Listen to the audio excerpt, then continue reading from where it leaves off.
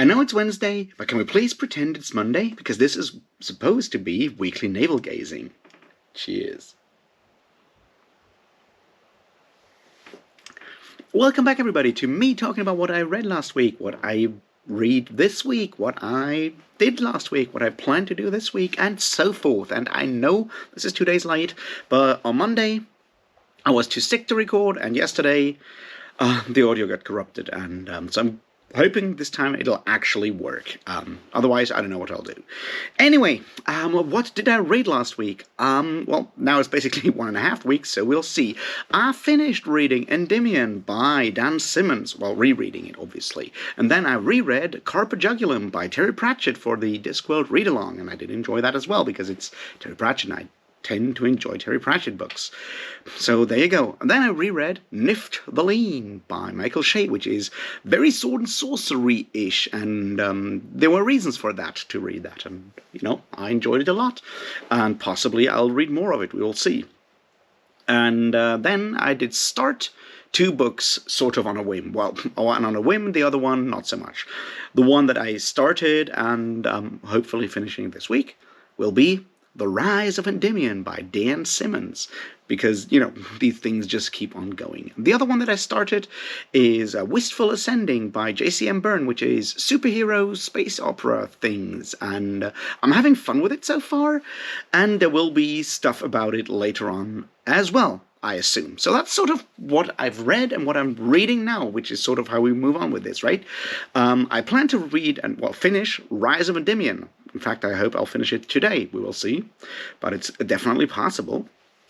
Possibly tomorrow. And I plan on finishing Wistful Ascending, and then I need to find new books. Now, obviously, the next planned book would be to read Ilium by Dan Simmons, which someone has recently, well, someone being Words in Time, Jonathan, has asked the rhetorical question whether it is the most ambitious book in science fiction. Well, it's obviously not, but I still have to read it, or reread it in my case, and that will happen, but it will have to wait, I think, because next week there will be a discussion on the darkness that comes before, and me being like the last person on BookTube to read this, yeah, I guess I have to, because I'll be in there, unless they kick me off on the last moment, with Philip Chase and Joanna and Jimmy Nuts, and yeah, so I guess I'll read some R. Scott Baker for the first time in my life, and I hope I will like it more than I fear I will, which, you know, I have worries with this book, and we'll talk about that in a moment as well. Anyway, so that's sort of my reading plans. Finish Rise of Endymion, finish Wistful Ascending, read Darkness That Comes Before, and possibly something else. I mean, next up in the Discworld read-along will be The Fifth Elephant, which you should definitely go and read, because it's fantastic. It also has werewolves and violence and stuff. You should definitely go and read it. But that will take a while, because the discussion is set for the 13th of November, and until then I'll probably just slowly read it as my bedtime read, unless I, you know, decide to do something else. So yeah, there we are. With my reading plans, pretty much, right, it's quite a lot. Videos, well, not much really. I mean, I put up the Terry Pratchett, A Life with Footnotes discussion I had with Derry from Derry's Reddit before, which was a lot of fun. I really, really, really enjoyed it, and I hope those of you who have watched it also enjoyed it, got something out of it. I mean, Terry Pratchett is probably the most, important author in my life when it comes to, like, how I read, how I think about books, language, and whatnot. Probably Terry Pratchett's the one with the biggest impact. So talking to someone who has at least as much love and knowledge on Pratchett than me was just great, and I really enjoyed it, and I hope we'll possibly do that again. So there was that. And then I managed to do the video on Endymion. Finally, after rereading it twice in the last couple of weeks, because, you know, I forgot to make notes, and then I forgot to concentrate and stuff like that. So I'm not happy with the video. I think it could have been better, but I'm happy with the idea, and I figured I'll just put it out, because I can't, just do more and hope that it'll get better. I just didn't feel that was worth it. So I hope those of you who've watched it did get something out of it and think it's not too bad, but I think I could have done better. And that's it for videos. I also was a guest on Liam's Lyceum discussion on or celebration of sword and sorcery on the Day of Might last Sunday. I really, really enjoyed that. I hope I didn't misbehave too much, and those of you who've watched it, yeah, thanks for showing up and doing that, and those of you who haven't watched it yet, what are you waiting for? It's about swords and sorcery and tentacles and stuff. And I drink an ungodly amount of mead. Anyway, that was a lot of fun. I hope I'll do it again. We will see. Maybe I'll even do some live stream thing on my channel at some point. Possibly. We will see. Anyway, video plans for this week. Well, I guess it's obvious, right? Do I carpe jugulum? I still struggle with, like, English, Latin pronunciation is weird. Anyway, that one will happen very soon, probably tomorrow. Because, we spoke about it in the Discord read-along. Time to actually make the video. And the other one will obviously be Rise of Endymion. That may take a little longer because of how difficult those Dan Simmons videos are for me to make. But luckily, Liam, once again, go subscribe to his channel. He's just surpassed 500 subscribers. And first of all, congratulations to that. And second of all, if you're not yet one of those 500 and whatever subscribers he has right now, what are you waiting for? Seriously, best sword and sorcery channel out there right now. And also poetry. Gives you, like, once per week the chance to be, pretentious and stuff. And still hear poems by sword and sorcery authors. So there's that. Anyway, point is, Liam tagged me on the Book Dragon tag, so I guess I'll have to figure out 10 answers for a tag, which, those are easy because the structure is there. I don't need to think about it some more, so that helps a lot. And beyond that, who knows? I have ideas, I have vague ideas, but they need to coalesce. Because, one thing, and I think it's important to understand, is like how I do videos and how I progress with making videos. And obviously, my process has changed over time. I'm currently not just like reading a book, switching on the camera and ranting at you for like half an hour how bad it was, or how good it was, depending on what I've read. But I'm trying to make them slightly more structured, and I've added stuff. I mean, you've probably noticed that I don't start my videos with like, welcome back everybody anymore. I do make some sort of intro sentence kind of joke thing, and it more or less happened by accident. Like, I came up with something that made a lot of sense to say in the beginning, and then I just stuck with it because it felt right. And I'm evolving there as someone making videos, because I've obviously never learned that. I never went to, do the things that those people do, like, take Skillshare classes on making videos or anything else like that. I didn't do any of that. So I'm finding my way through that, and obviously I'm trying to not just be like everyone else, which is why so far we don't have like a cool intro after the joke, some dungeon synth like free music from somewhere, and then I actually talk about whatever. Possibly that's something I should do. Who knows? We'll find out in the future. But the other thing is that with especially the Dan Simmons series right now, I'm like, I want to look at those through specific lenses, or not like a specific lens, but like give them a structure or a pacing or narrative in a way. Now with Hyperion, that was fairly simple because, the book has a very specific structure with those like narratives, those 7, and that basically wrote itself. In Fall of Hyperion, it was a bit more difficult, but at the end of the day, I can still like look at what Simmons takes from the Fall of Hyperion poem and stuff like that, and it worked out. And with Endymion, I was like really bothered, and I tried several times to actually voice my grievances and issues, even after I had written them all down, and I built them in all kinds of different, like, wrote them down, and then I shifted those notes and points around into all kinds of different orders where I figured, how does it work or not? And then I came up with like, hey, you know what? It's basically like a cheap early 90s direct-to-video action movie.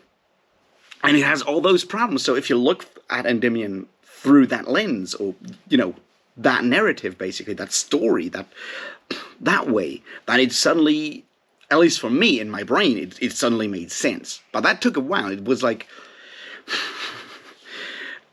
it basically was one of those, like, bing, light bulb going off kind of thing. I'm like, oh, shit, now it makes sense. And then I was just, like, deciding which part to take first. I talked first about plot, first about characters, or whatever, and that's what I did.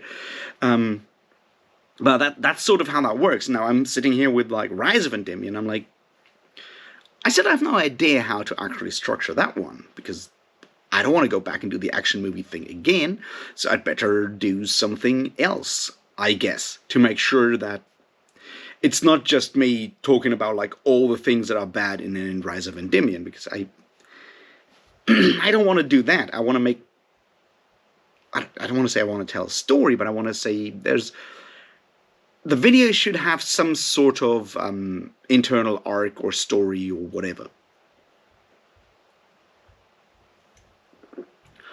And the fact that I'm actually starting to think about videos as videos, I guess, is part of that.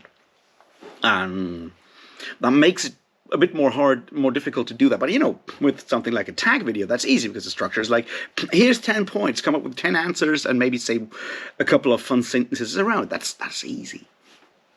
So possibly I will actually do the tag video the day after Carpe Jugulum. I mean, that one has a structure in itself, right? I'm already thinking about this kind of structure stuff on the sort of on the more or less subconscious way. Like Pratchett videos, the Discord videos are like short synopsis, and then I point out in the sort of spoiler-ish discussion, point out, like, I usually try to come up with like 3 main points, and then, you know, just like fun observations on the side. That's sort of how the structure feels in my mind. Now, I'm not sure if that comes through, because I'm not saying so, and I tend to forget to do, you know, timestamps and chapters and stuff, so I don't know how that works. I mean, I would need to look into how to do that, like the chapter stuff, but, so, as I said, like, I'm thinking about these structure things, and possibly I should think more about, like, how pacing, because what we do here, whether we're talking like doing reviews or anything else, it is a form of storytelling, because it's a collection of sentences that come up to something at the end. That's basically a story. It's a story based on true facts somewhere, or sort of, but you know what I mean. And I was like thinking about that as well. It's like, you know, next month is, for Americans, because it's a national novel writing month, is your story writing stuff. And maybe I'll just sit down and write a story for once in my life. I've not done so before. I have no idea about writing, but how hard can it be, right? I mean, obviously I'll fail drastically, but I figured, like, maybe that will help me think about, like, structure for like discussions, videos, and so forth, in a way that I would not, because how I would usually approach writing these videos is more in like an academic way, in like an essay way, like taking all my arguments, putting them into, you know, making each of those, coming to a conclusion. That's that. And the video essay is certainly something that is out there, and people do that, and that's great. But we're closer to something else, and I feel the narrative structure is important there as well. I've never thought about that, because you don't have to when you're writing a thesis in computer science. No one talks about, like, the narrative there.